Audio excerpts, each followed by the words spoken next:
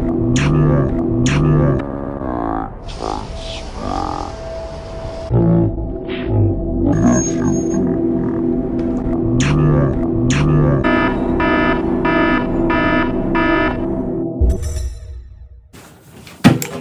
and welcome back to First Time, special book review edition. I've been really looking forward to this book review edition. A writer that I came across just through an interesting quote. I really like this guy's don't give a fuck, be eccentric, crazy attitude, which is, I think, something that came from modernism. You know, when I look at Roald Dahl, the writer who's currently being censored today, back in his time, you know, they lived through war. They weren't trying to be fantastic parents. Things that we're fixated and concerned about just weren't given the light of day back then. I really like the eccentricity of those forefathers, if you can call them that. So, book review edition for today is The Breakfast of Champions by Kurt Vonnegut. I thought there was a lot of really cool, amazing quotes and lines, but I think I can kind of summarize those in the things I say about the book. So this book was written in the 70s. So he was, 50 when he wrote this book. So you're kind of mature at that age, usually. To me, what I found quite interesting was these themes of what we call in our modern terminology, which is climate change and sustainability, which are huge topics now. I feel like when we look at some of the protests, it's like the current generation is claiming it to be, this is our thing that will make this change. And while I don't know much about the previous generations, the same worries of that time are completely covered and voiced in this novel, which makes me feel like it's not a new idea, this is an old idea rehashed. Whereas in this book, they don't obviously use the term climate change or sustainability, but he's talking about chemicals, pollution, same thing. Another huge standout for me was race relations. That's really covered in this book. And the way the pollution and race relations are covered, he's not giving like the way he gives his moralistic view of it is kind of different. He's just saying it matter-of-factly, like the world is fucked and this is how it is. So yeah, there's a lot to it in there too. And it's really kind of good to get a view from that period of time. So there's the environmental factor, the race relations, and then layered onto that there's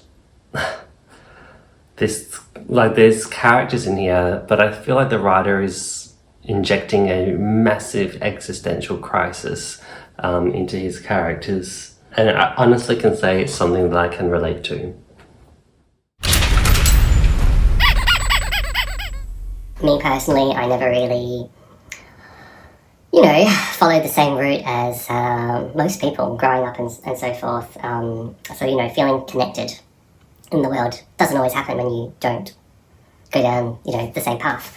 And that can bring about an existential crisis if you're a thinker, a feeler, sensitive, or whatever. But yeah, it just really kind of reminded me, early 20s, had a massive crush. A very, very short-lived story because I was just a total freak around this person. Like, there's something there, but then you're so nervous that you are so fucking weird around them that you're the biggest freak ever.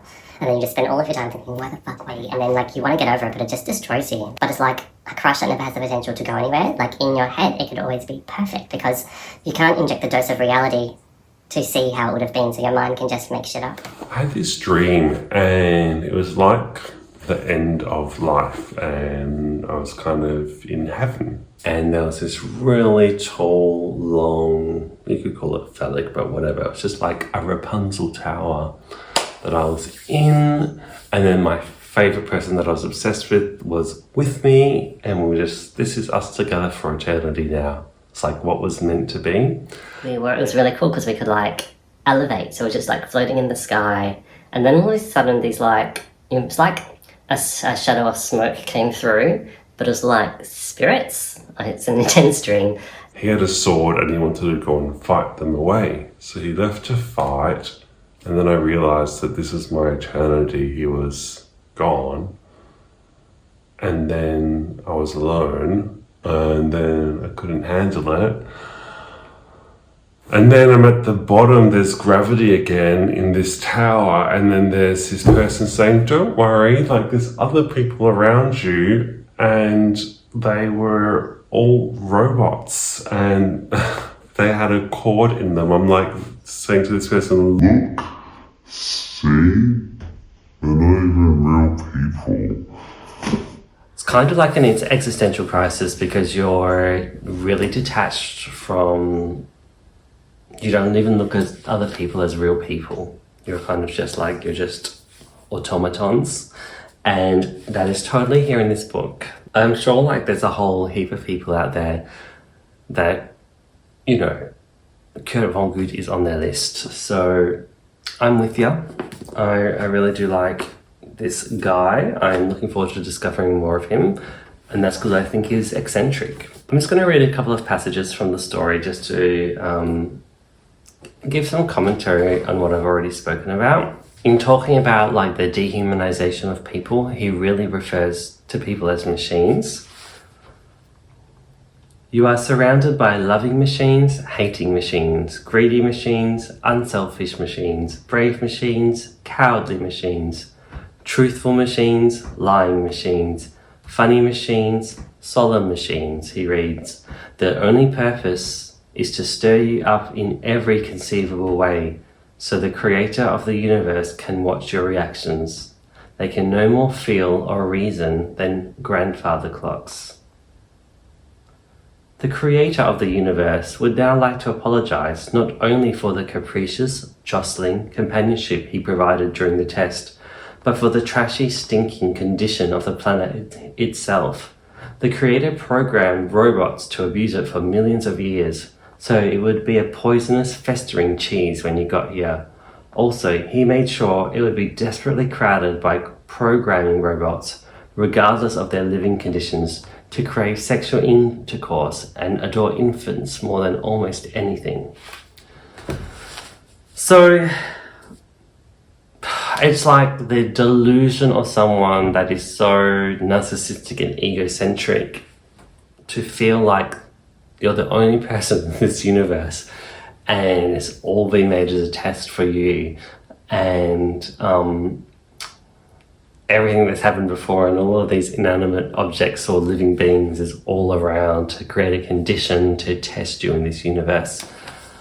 You know, like, it's totally crazy, right? Like, it's totally deluded, in my humble opinion. One bit that I quite liked at the beginning of the novel, or piece of writing, it's hardly a novel, it's so chopped and pieced together and in bits, but it still is a novel, but it's kind of so much more than a novel. I tend to think of human beings as huge rubbery test tubes too, with chemical reactions seething inside. My own mother wrecked her brains with chemicals which were supposed to make her sleep. When I get depressed, I take a little pill and I cheer up again, and so on. So it is a big temptation to me when I create a character for a novel to say that he is what he is because of faulty wiring or because of microscopic amounts of chemicals which he ate or failed to eat on that particular day. And just, you know, that last thing I read really kind of harks me back to, from what I know, like from the 50s or periods like that, like things that are really horrible and destructive. I mean, we're looking at even sugar now as horrible and destructive, and I get that it is, but the attitude back then was just like, who gives a fuck? It's about getting through today. And I guess when, you know, people don't live as long, the whole attitude's different. In some work that I did where I was interacting with a lot of elderly people, they tended to be born late 30s. They're so fascinating to observe and interact with because encrusted within them is like an old time, an old era, the old, whether it's that Art Deco period or whatever, but it's just like the attitude, sensibilities, outlook on life I feel like people back then had more character, a little bit more charm. They seem to be a little bit tougher as well, which comes with its benefits and disadvantages. As I said again, just focusing on the benefits right now. But I wouldn't say this was like a book like, oh my god, like I thought it was such a lovely, like well-made story. I just feel like Kurt Vonnegut is so interesting and such a he's like different, so it's refreshing. It's real escapism, and it's kind of thought-provoking without being moralistic. It's just like, blah. This is what I think of the world, this is what I see, this is what I feel. I'm just going to vomit it out and you can just lick it up. So that's what I love him for. So yeah, thanks for watching. Thanks for watching, thanks for listening. Hope you enjoyed it. If you've had a read of it, let me know. If you've had a sniff of an excerpt, you know a little bit about Kurt Vonnegut. If I'm pronouncing it wrong. For the next installment, it might be this book. We'll go into that when it gets read. But I kind of temporarily lost this book, started reading another book, so I may cover that one in the next edition. Thanks for watching. Peace out.